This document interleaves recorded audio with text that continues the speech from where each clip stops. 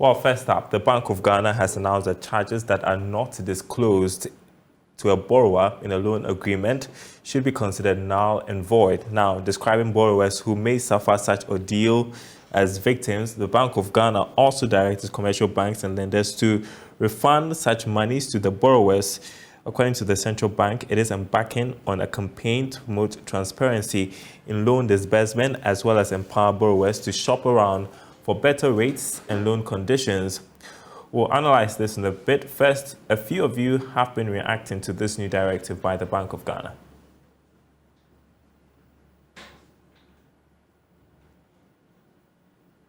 On course, because I am a victim of that situation, and sometimes some of the bankers and financial institutions will tell you that the loan is granted on commitment, no commitment fee, but you realize that your loan deductions become so huge that you divide it by the total duration and realize that you are not making, you can't tell exactly where the remaining monies are coming from.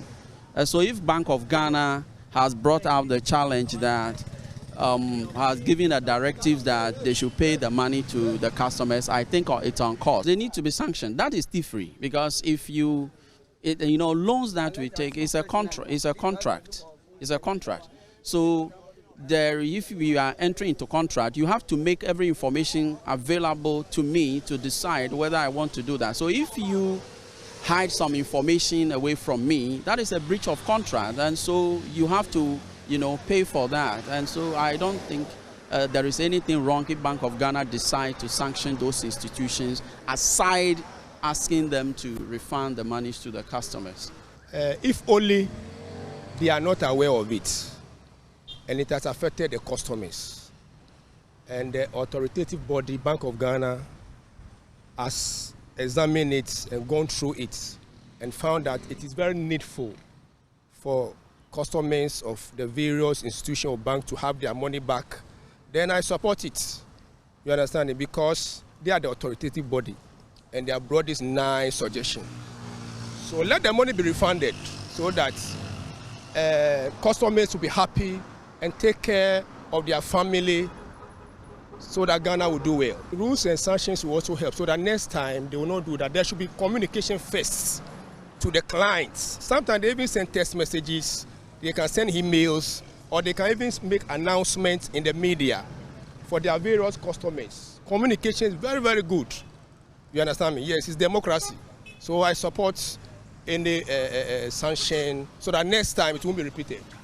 The banks, most banks that do that to the people that take the loans from them, yes, I think they should be punished, because most people, they are not aware of the kind of money they are supposed to pay, and then at the end of the day or the time, they just lost everything, you see, and they end up paying a lot of money. So as for me, I think they should be made aware of the charges, and then secondly, like what Bank of Ghana is saying, for me, it is the truth.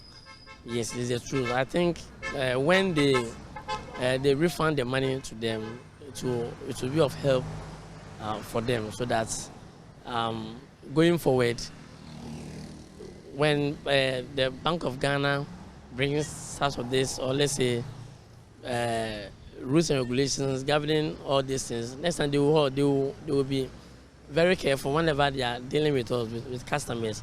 They will tell them the rules and regulations governing it before they will give a loan to any of the customers that they have.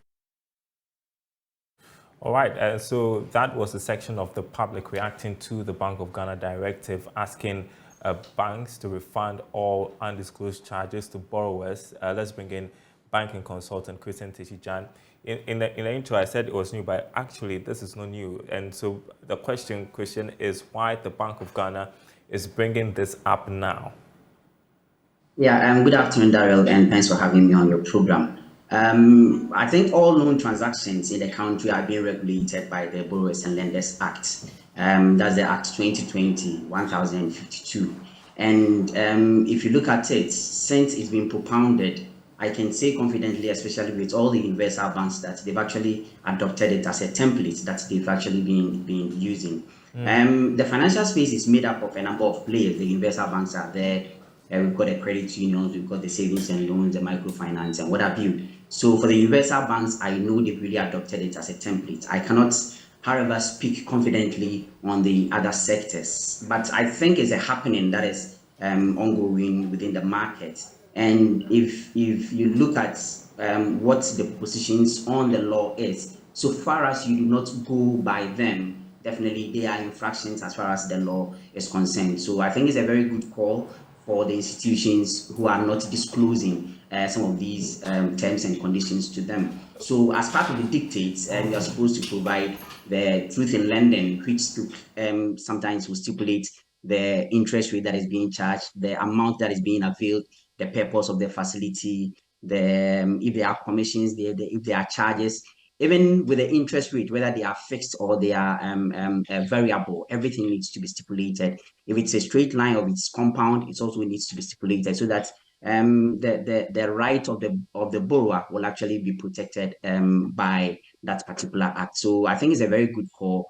But the challenge I see here, it's not really the banks, whether they disclose or they do not disclose. I'm aware a lot of them do disclose, but a lot of us consumers sometimes, in a haste to just avail the facility or take the loan, we do not really go in details to verify or to study into detail the documents that we are giving. So you can have a customer that comes in, the facility agreement is prepared, the offer letter is prepared, the truth in lending facility document is also prepared, but you just see them signing off without actually going through. So the challenge I see here, for me, is not really about the banks not disclosing. They do disclose, but it's about consumers not really studying the documents to know the dictates or the terms and conditions that are stipulated in some of these documents. That is where I believe there is a very strong challenge. Well, the central bank says is embarking on a campaign to promote transparency in loan disbursement, as well as empower borrowers to shop around for better rates and loan conditions. To what extent does this help?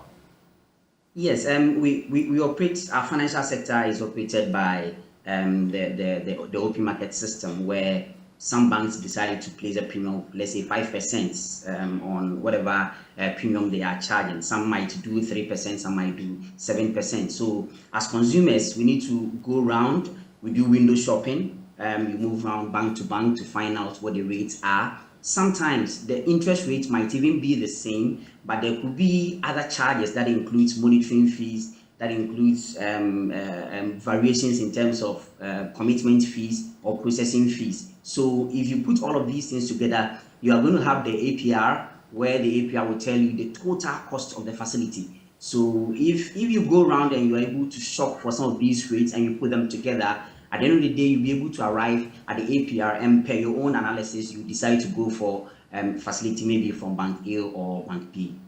Are we seeing the central bank also act because businesses and individuals have been complaining about the high lending rates?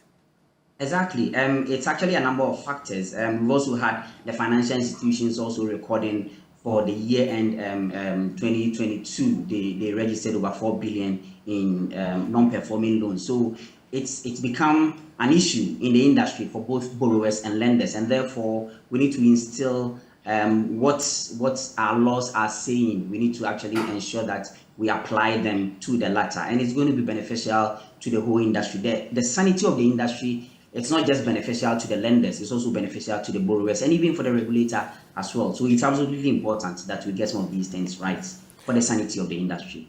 But still, the lending rates are high because the central bank keeps hiking the policy rates. Isn't there a way around it? Yes. For now, inflation remains high, and therefore the central bank feels in order to be able to tame it, we need to mop up the excess. But there are people who argue, well, that's not effective because what we are seeing is imported inflation, so the policy rate hikes don't really make a difference. Exactly. I belong to that school of thought because with inflation, there's a cost push and there's a demand pull. What we are experiencing is the cost push, and cost push So far as borrowing rate is high, the businessman being a rational economic agent will definitely apply such rates on the final goods and services on the market. So I belong to that school of thought.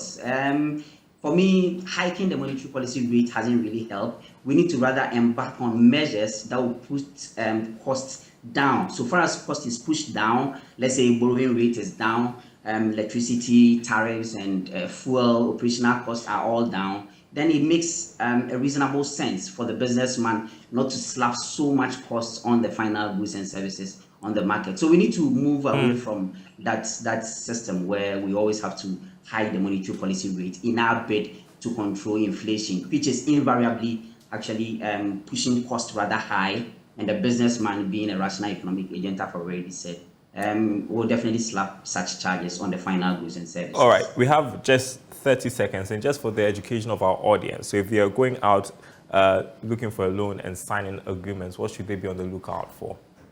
Yes, so you should look out for the amount that is being availed. You should look out for the interest rate that is being charged.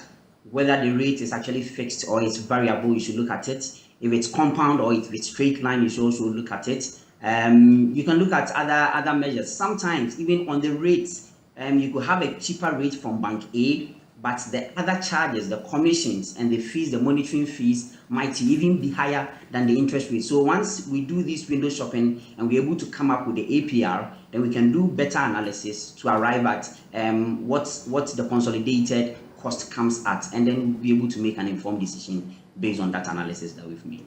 Christian Teshijan, thank you so much for your time, financial analyst, sharing his thoughts on the Bank of Ghana directive to banks to disclose charges to customers, and the Bank of Ghana warning that if you have a loan agreement and you are not disclosing the charges, it's null and void and you could face sanctions. Well,